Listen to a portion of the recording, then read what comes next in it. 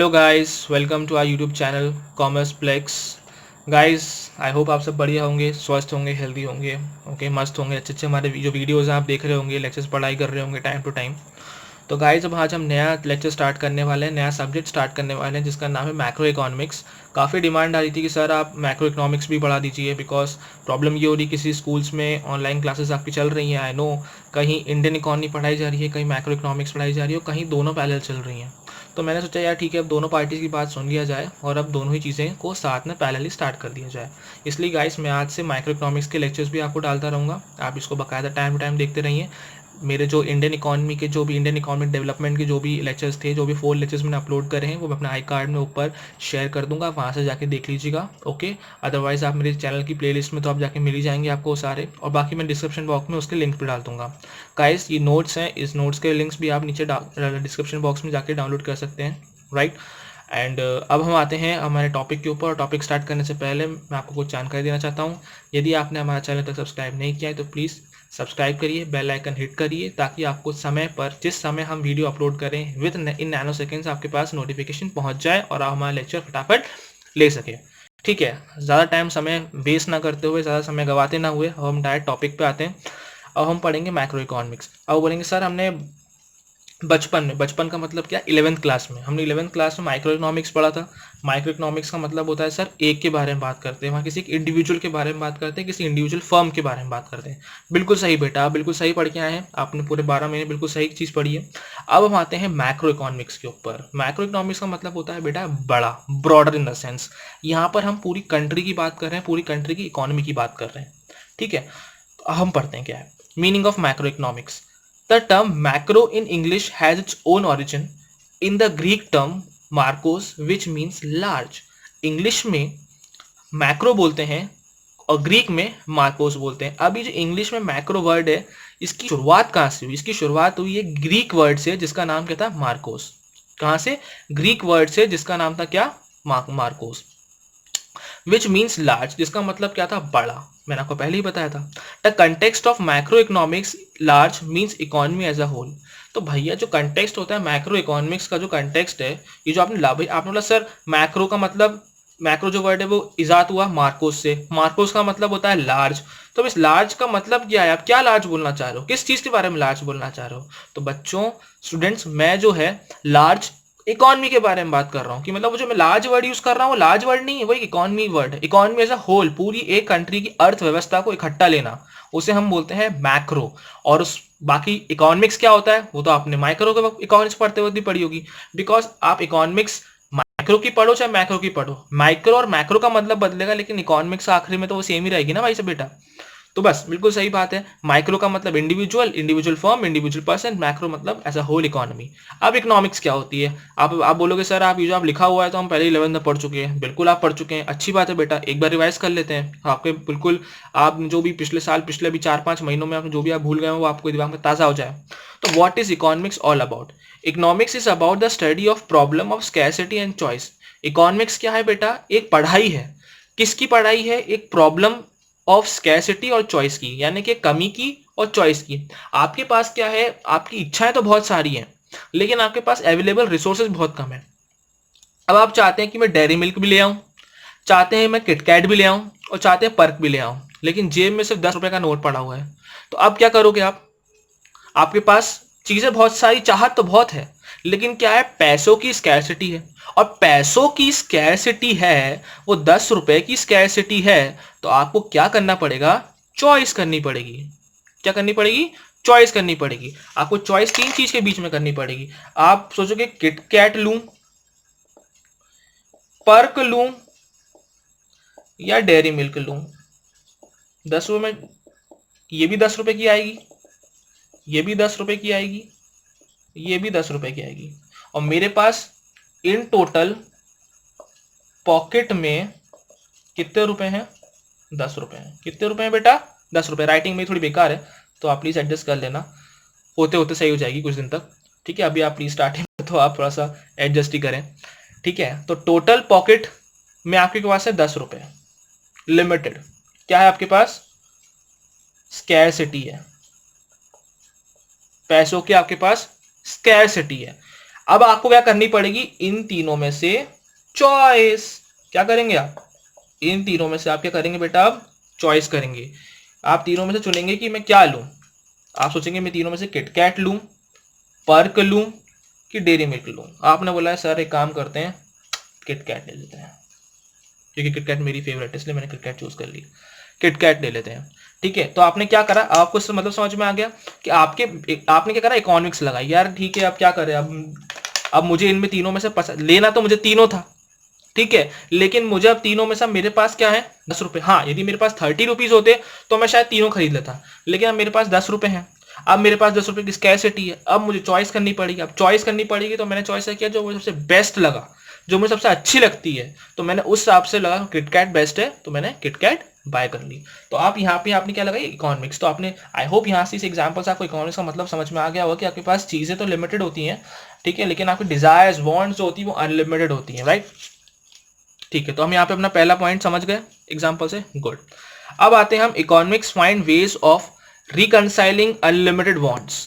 ठीक है, यहाँ का मतलब ये होता है बेटा, यहाँ का मतलब ये होता है बेटा कि economics find ways of reconciling unlimited wants with limited resources. Economics अपना रास्ता ढूंढ लेती है अनलिमिटेड वांट्स को लिमिटेड रिसोर्सेज के साथ कोप अप करने में। क्योंकि बेटा देखो, लिमिटेड तो वांट्स तो है, वो तो आपकी अनलिमिटेड होने वाली है। अब उसको आपको अपने लिमिटेड रिसोर्सेज के साथ कैसे आपको उसको कॉम्प्रोमाइज करना है, कैसे आपको चलाना है, कैसे आपको उसको ठीक ठाक करना है, ये आपको आपको इकोनॉमिक्स उसमें आपको हेल्प करती है, उनको रिकंसाइल कर देती है, आपके लिए हेल्प आउट कर देती है आपको फाइंड करने में कि भैया हम क्या करें। हमारे पास लिमिटेड रिसोर्सेज, अनलिमिटेड हमारे वांट है, लिमिटेड हमारे रिसोर्सेज हैं। अब उस अनलिमिटेड वांट्स को लिमिटेड रिसोर्सेज के साथ कैसे कोप अप करना है, वो इकोनॉमिक्स हेल्प करती है वो फाइंड करने में।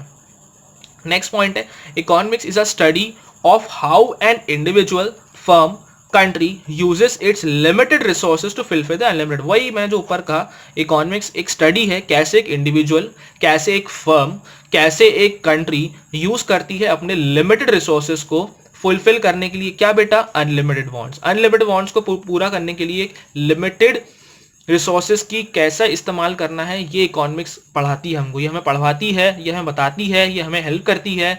पढ़ के हम यही सीखते हैं कि कैसे हम अपने लिमिटेड रिसोर्सेज को अनलिमिटेड वांट्स को पूरा कर सकते हैं लिमिटेड रिसोर्सेज के रहते हुए, या कैसे हम लिमिटेड रिसोर्सेज का अनलिमिटेड वांट्स का हम कैसे हम पूरी कर पाए लिमिटेड रिसोर्सेज को रहते हुए, लिमिटेड रिसोर्सेज का इस्तेमाल करते हुए हम कैसे अनलिमिटेड वांट्स को यूटिलाइज कर सकते हैं। मैंने एक ही लाइन 3 या 4 बार इसीलिए बोल दी ताकि आपको आसानी से समझ में आ जाए। ओके गाइस, अब हम नेक्स्ट कंटिन्यू करते हैं।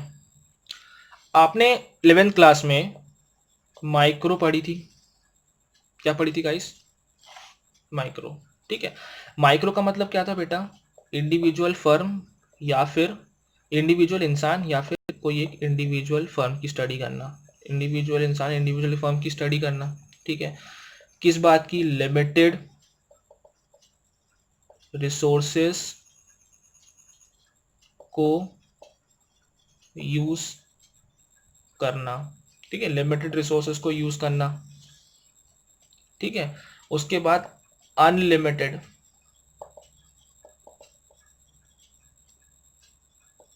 वांट्स को सेटिस्फाई करने के लिए, तीसरा, ठीक है, इसको हम क्या बोलते हैं,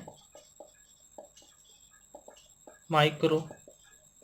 क्या बोलते हैं बेटा, माइक्रो, ठीक है, इसको हम क्या बोलते हैं बेटा, माइक्रो। ठीक है, तो हमने क्या पढ़ा था, माइक्रो इकोनॉमिक्स हमने 11th में पढ़ी थी सर, कि हम वहां पे क्या करते हैं, एक किसी इंडिविजुअल पर्सन या फिर किसी इंडिविजुअल फर्म को की लिमिटेड रिसोर्सेज को हम यूज करते हैं इस तरीके से ताकि हम अपनी अनलिमिटेड वांट्स को सेटिस्फाई कर सकें। इसको हम क्या बोलते हैं, माइक्रो इकोनॉमिक्स। हम इसे क्या बोलते थे बेटा, माइक्रो इकोनॉमिक्स। अब मैक्रो इकोनॉमिक्स क्या है सर, मैक्रो इकोनॉमिक्स कुछ नहीं बेटा, आप यहाँ इंडिविजुअल को, आप इस इंडिविजुअल को रिप्लेस कर दो इकोनॉमी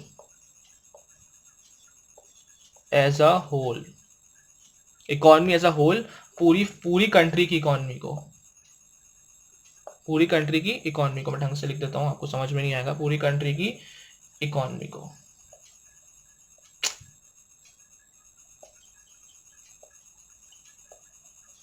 ठीक है, समझ रहा, पूरी कंट्री की इकोनॉमी को, ठीक है। सेम है माइक्रो, मैक्रो चेंज कर देते हैं इसको, मैक्रो इकोनॉमिक्स क्या है, पूरी कंट्री की इकोनॉमी को पूरी इकोनॉमी को अनलिमिटेड रिसोर्सेज को यूज करना, किसी भी पूरी कंट्री के किसी पूरी इकोनॉमी के लिमिटेड रिसोर्स को यूज करना, किस तरीके से, ताकि वो अनलिमिटेड वांट्स को सेटिस्फाई कर सके, उसे हम क्या बोलते हैं, मैक्रो नहीं बोलेंगे, हम बोल देंगे माइक्रो नहीं बोलेंगे, हम उसको क्या बोल देंगे, मैक्रो बोल देंगे। ठीक है, तो मैक्रो का मतलब यही है बेटा, मैक्रो इकोनॉमिक्स का मतलब यही है कि आप किसी कंट्री की होल इकोनॉमी को की लिमिटेड रिसोर्सेज को कैसे यूज करते हैं, अनलिमिटेड वांट्स को आप यूज करना है सेटिस्फाई करने के लिए, उसे हम बोलते हैं मैक्रो इकोनॉमिक्स। कुल मिला के ये मतलब है, आप किसी भी कंट्री की, किसी भी बड़ी कंट्री की, किसी भी इकोनॉमी की, कोई भी कंट्री बड़ी हो या छोटी, उससे मतलब नहीं होता, कंट्री एज अ होल में आप कैसे उसकी इकोनॉमी को इस्तेमाल करते हो, कैसे उसकी इकोनॉमी की अनलिमिटेड वांट्स को लिमिटेड रिसोर्सेज का इस्तेमाल करते हुए कैसे आप सेटिस्फाई कर देते हो, उसे हम बोलते हैं मैक्रो इकोनॉमिक्स। ठीक है, मतलब ये बड़े पैमाने पे कैसे आप लिमिटेड रिसोर्सेज का जो है, लिमिटेड रिसोर्सेज का आप यूज करते हैं अनलिमिटेड वांट्स को सेटिस्फाई करने के लिए, उसे हम बोलते हैं मैक्रो इकोनॉमिक्स। इस चीज को आप गांठ बांध के अपने मन दिमाग में रख लें। आई होप आपको कंसेप्ट समझ में आ गया हो। गाइस, हम कंसेप्ट पे ध्यान देंगे, हमको रटना नहीं है, हमारा मेन मोटिव ये है कि कंसेप्ट पे ध्यान देना। किस पे ध्यान देना बेटा, कंसेप्ट पे ध्यान देना। ठीक है बेटा, अब आगे बढ़ते हैं। The micro economics is defined as that branch of economics. Micro economics वो ब्रांच है इकोनॉमिक्स की, आपको एक बात पता है कि इकोनॉमिक्स दो टाइप की होती है, माइक्रो और एक मैक्रो। तो मैक्रो इकोनॉमिक्स वो ब्रांच है इकोनॉमिक्स की विच स्टडीज इकोनॉमिक इश्यूज और economic problems as a level of economy as a whole. मैंने वही बताया कि micro economics is branch of economics है जो कि स्टडी करती है इकोनॉमी को, इकोनॉमिक इश्यूज को, किसको, इकोनॉमिक इश्यूज को या फिर इकोनॉमिक प्रॉब्लम्स को as the level of economy as a whole. पूरी इकोनॉमी की प्रॉब्लम को एज अ होल में लेके, भाई हाँ पूरी इकोनॉमी को हमको as a problem of whole मान के चलना है। ठीक है, पूरी कंट्री की इकोनॉमी को लेकर चलना है। ठीक है, नेक्स्ट आते हैं, what is the meaning of economic problem. Sir आपने यहाँ पे इकोनॉमिक प्रॉब्लम तो बोला था, इसका मतलब तो बताया ही नहीं। लो बेटा समझा देते हैं यहाँ पे आपको मतलब। समटाइम्स कॉल द बेसिक और central economic problems. Economic problem का मतलब क्या होता है, बेसिक और सेंट्रल इकोनॉमिक प्रॉब्लम, मतलब पूरी कंट्री की, पूरी सेंट्रल होता है, सेंट्रल गवर्नमेंट पूरी कंट्री की होती है, तो वैसे सेंट्रल पूरी कंट्री की क्या प्रॉब्लम, इकोनॉमिक प्रॉब्लम को हम सेंट्रल इकोनॉमिक प्रॉब्लम ही बोलते हैं। ठीक है, assets that an economy, finite resources का मतलब होता है बेटा limited resources. Limited resources are insufficient, जो आपके लिमिटेड रिसोर्सेज जो है वो है इनसफिशिएंट है, इतने नहीं है कि वो सेटिस्फाई कर सके पूरी ह्यूमन वांट्स को और ह्यूमन नीड्स को। यही होता है इकोनॉमिक प्रॉब्लम किसी भी कंट्री की, यही होती है ना कि पूरी किसी भी कंट्री के पास इतने रिसोर्सेज नहीं है कि अपनी प्रजा के वो सारी अनलिमिटेड वांट्स को पूरा कर दें। बेटा एक इंसान की इतनी इच्छाएं होती हैं, तो सोचो पूरी कंट्री की पॉपुलेशन कितनी इच्छाएं होंगी, कितनी इच्छाएं होंगी। अब कंट्री के पास तो रिसोर्सेज लिमिटेड है, तो वो तो लिमिटेड रिसोर्सेज हैं, तो अब उन लिमिटेड रिसोर्सेज का कैसे इस्तेमाल करना है, तो वही तो माइक्रो इकोनॉमिक्स है। ठीक है, तो assets that an economies limited resource are insufficient, वो इतने सफिशिएंट नहीं है, अब वो इनसफिशिएंट है, रिसोर्सेज लिमिटेड है कि वो पूरी सेटिस्फाई नहीं कर सकते ह्यूमन वांट्स और नीड को, right. Economics involves the study of how to allocate resources in condition of scarcity. और बेसिकली इकोनॉमिक्स का मतलब क्या होता है बेटा, इकोनॉमिक प्रॉब्लम आपको बता दिया। इकोनॉमिक्स का कुल मिला के कहने का मतलब यही है कि इकोनॉमिक्स एक वो बला है, एक वो पढ़ाई है, एक वो ब्रह्म अस्त्र है जिससे हम क्या कर सकते हैं, हम अपने लिमिटेड रिसोर्सेज को अनलिमिटेड वांट्स पूरा करवा सकते हैं, यानी कि हम एलोकेट कर सकते हैं रिसोर्स को इन कंडीशन ऑफ स्कैरसिटी। मतलब यदि स्कैरसिटी आ गई, अब देखो स्कैरसिटी आई थी, पर्क चाहिए थी, डेयरी मिल्क भी चाहिए थी, और क्या थी, पर्क थी, डेयरी मिल्क थी और किटकैट थी। आपके पास 10 ही रुपए थे, आपने क्या करा, स्कैरसिटी थी, आपने चॉइस करा, इकोनॉमिक्स लगाया और बोला मुझे सबसे बेस्ट, सबसे ज़्यादा मुझे अनलिमिटेड सेटिस्फैक्शन मुझे किटकैट ही देगी, तो आपने किटकैट खरीद ली। ठीक है, ठीक है, तो ये चीज़ हो गया। मैक्रो इकोनॉमिक्स स्टडीज सच इकोनॉमिक क्वेश्चंस, ठीक है, that concern the welfare of resident of a country. ठीक है, मैक्रो इकोनॉमिक्स क्या करती है, मैक्रो इकोनॉमिक्स हम ये पढ़ते हैं बेटा कि आप इकोनॉमिक क्वेश्चंस, आप concern economic questions, economic concerns, welfare of the society के लिए आप उठा सकते हो। ठीक है, अब वो क्वेश्चंस क्या होते हैं, मैक्रो इकोनॉमिक्स पढ़ के हमें किन क्वेश्चनों का जवाब मिलता है या हम किन क्वेश्चनों के आंसरों तक पहुंचते हैं। पहला, एम्प्लॉयमेंट फॉर रेसिडेंट, आपको जो भी क्वेश्चंस उठते हैं रेसिडेंट को लेके, बेरोजगारी है, तो उस बेरोजगारी की जो पढ़ाई है वो मैक्रो इकोनॉमिक्स स्टडी करता है। Growth of output in the country, GDP कहते हैं ना, जीडीपी ग्रोथ इतना है, जीडीपी डाउन चल रही है, कोरोना वायरस आ गया, 2.5 पे पहुंच जाएगी हमारी जीडीपी, मूडीज ये कह रही है, ठीक है, मूडीज ने कहा है कि 2.5 रहेगी इस क्वार्टर की जीडीपी या इस साल की जीडीपी। तो ये जीडीपी का कैलकुलेशन कहाँ से होता है, जीडीपी का कैलकुलेशन कहाँ से होता है, ये जो जीडीपी है ये किधर से कैलकुलेट होती है, आप आगे जाके नेशनल इनकम में पढ़ेंगे बेटा, ये जाके कहाँ से कैलकुलेट होती है, ये आपके मैक्रो इकोनॉमिक्स से ही तो कैलकुलेट होती है। The problem of price rise और problem of depression, price rise का मतलब क्या होता है बेटा, इन्फ्लेशन, और प्राइस ड्रॉप का मतलब क्या होता है, डिप्रेशन। तो ये इन्फ्लेशन और ये डिफ्लेशन आता है, तो ये भी कौन करवाता है, ये भी आपकी इकोनॉमिक्स ही का, मैक्रो इकोनॉमिक्स ही आपको पढ़ पाते हो, ठीक है। तो बेसिकली जो है मैक्रो इकोनॉमिक्स से जो है आप 3 तरह के क्वेश्चन आप पुटअप कर सकते हो, मैं आपको ब्रॉडर सेंस में बता दूं। पहला क्वेश्चन आप ये एम्प्लॉयमेंट, कंट्री का एम्प्लॉयमेंट आप पता लगा सकते हो। दूसरा आप पता कर सकते हो कि भाई जीडीपी ग्रोथ। तीसरा आप पता कर सकते हो बेटा इन्फ्लेशन। और चौथा आप पता कर सकते हो डिफ्लेशन। अभी 4 चीज़ें मैक्रो इकोनॉमिक्स से आप पता लगा सकते हो किसी भी कंट्री की, ठीक है। तो आज का हम वीडियो बेटा यहीं एंड करेंगे। आज स्टार्टिंग था तो हम थोड़ा वीडियो का हल्का ही रखते हैं, इतना ज़्यादा वो होने की ज़रूरत नहीं है। और आप बोलेंगे सर आपने तो पहला चैप्टर तो सर सर्कुलर इनकम हमारी किताब में दिया हुआ है और आप तो ये इंट्रोडक्शन पढ़ा रहे हैं। तो बेटा सोचो, आप एकदम से सर्कुलर इनकम पे पहुंचोगे तो आपका सर्किट उड़ जाएगा दिमाग का, ठीक है। अपने को दिमाग का सर्किट नहीं उड़ाने का, अपने को बेसिक्स से चलना है कि भाई बेसिक क्या है। अब आगे जाके आप ग्रेजुएशन करोगे, 12th तो कर ही रहे हैं, ग्रेजुएशन करेंगे, पोस्ट ग्रेजुएशन करेंगे, तो आपको मैक्रो इकोनॉमिक्स ने पूछ लिया कि बेटा क्या है, तो आपको तो पता ही नहीं होगा, नहीं पढ़ा था हमने तो उसका बेसिक्स तो पता हो, उसका क्रक्स तो पता हो, उसका फाउंडेशन तो पता हो, फिर तो हम आगे पढ़ पाएंगे, ठीक है। तो इसीलिए मेरे अभी जो इंट्रोडक्टरी वीडियोस हैं, अभी ये एक है, इसके बाद एक और एक इंट्रोडक्टरी वीडियो आएगा, फिर हम सर्कुलर इनकम स्टार्ट करेंगे कि पहले आपका बेस क्लियर करना जरूरी है। रटना नहीं, हमको रट्टाफाई करके आप क्या करोगे, 12th दे लोगे, उसके बाद तो आप फंस जाओगे ना आगे जाके कहानी। आप सीए करोगे, सीएस करोगे, सब जगह आपको इकोनॉमिक्स सब्जेक्ट पढ़ना ही पड़ेगा, कहीं नहीं पढ़ सकते। बीकॉम करो, सीए करो, सीएस करो, एमकॉम करो, हर जगह आपको ये पढ़ना पड़ेगा, राइट। तो इसलिए हम बेसिक क्लियर करते हुए चलेंगे, बिल्कुल ज़मीन से पढ़ते हुए चलेंगे, राइट। तो हम मिलते हैं गाइस नेक्स्ट लेक्चर में। आप अपना ध्यान रखिए, ठीक है। और हाँ, चैनल सब्सक्राइब करना ना भूलें और शेयर करना भी ना भूलें और लाइक बटन दबाना भी ना भूलें। यदि आपको मेरा वीडियो पसंद आया हो तो प्लीज़ अच्छा कमेंट करें। Okay guys, stay safe, stay happy, bye bye.